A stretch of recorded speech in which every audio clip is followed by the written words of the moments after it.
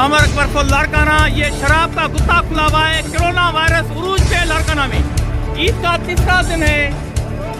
ये शराब का गुत्ता खुला हुआ है इस वक्त। गाड़ियाँ ये सारे आप देखें, रोड ब्लॉक हैं। सामने दड़ी थाना है, उस तरफ मार्केट थाना है। ये आप शराब के दुकान पर रश देखें, ये रश है। अस्सलाम वालेकुम भाई, शराब के दुकान पे रश है और पुलिस में आपको वायरलेस है। फिर वायरलेस क्यों उठाई आपने? दोस्त की वायरलेस है। तो ये रास्ता भी ब्लॉक हो गया है सिर्फ शराब की वजह से। ये शराब की दुकान है, किसकी दुकान है? किसकी दुकान है? आपको पता नहीं है किसकी दुकान है? शराब की दुकान पे रश है। ईद का तीसरा दिन है, कोरोना वायरस उरूज पर है। अमर अकबर फल लारकाना सीएम सिंध से सवाल पूछ रहा है। मैं सीएम सिंध से सवाल पूछ रहा हूँ सर, लारकाना सिंध में है या इलाका गैर में?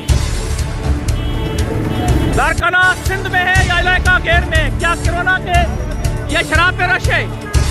इतनी रश शराब पर? दोनों थाने सामने, मार्केट थाना और दड़ी थाना सामने, और वहाँ पर शराब की दुकान पे रश, रास्ते ब्लॉक हैं।